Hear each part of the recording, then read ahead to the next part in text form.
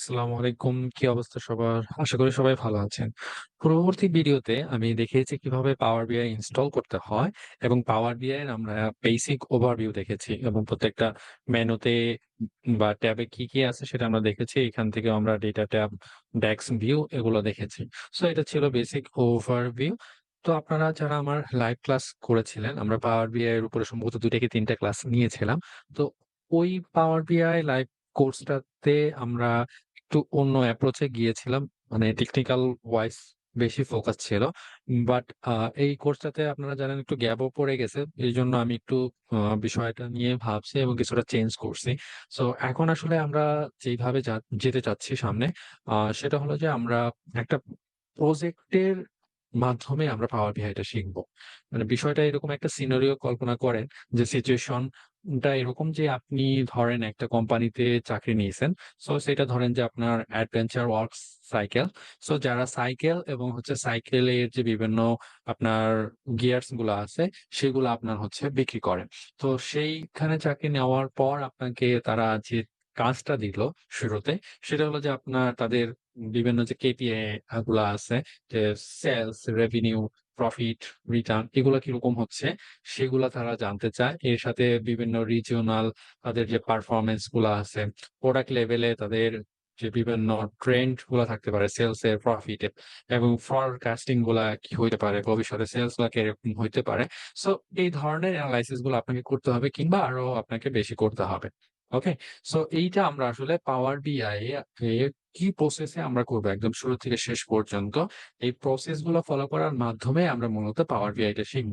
So আমাদেরকে আ এই কোর্সের যে অবজেক্টিভ সেটা হলো যে আমরা ফার্স্টে এই কোম্পানির যে ডেটা গুলো আছে সেটা আমরা হচ্ছে কানেক্ট করব এবং ট্রান্সফর্ম করব যেটা আমরা পাওয়ার কোয়েরি দিয়ে করি। সো এক্সেল শেখানোর সময় আমি পাওয়ার কোয়েরি দেখিয়েছি। সো ওইখান থেকে আপনারা আবার পাওয়ার কোয়েরিটা দেখে নিতে পারেন।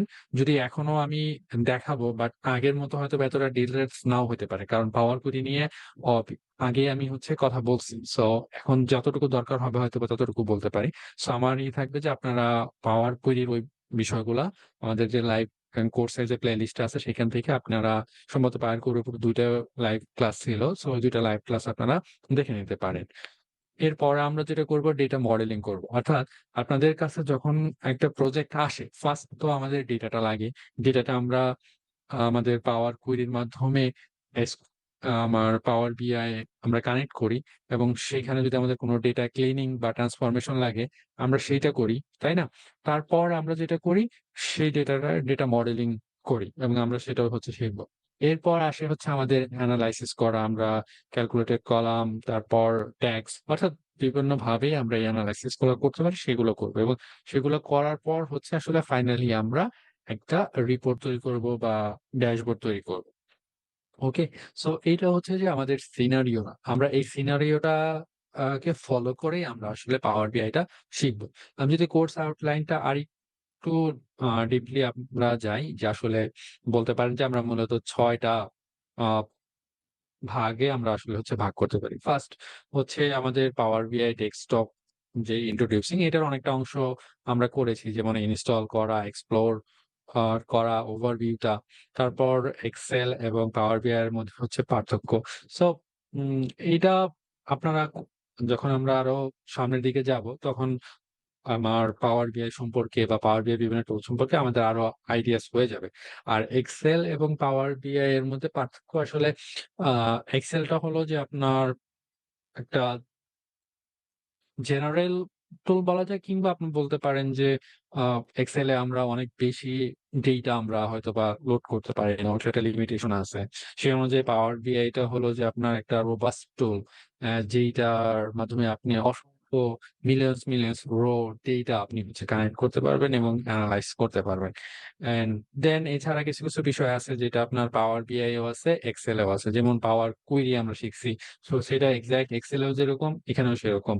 তারপর পাওয়ার বিআই এ আছে আপনার হচ্ছে ড্যাক্স বা মেজার যেইটা আপনি এক্সাক্টলি আবার এক্সেল এ ইউজ করতে পারেন। পাওয়ার পিভট।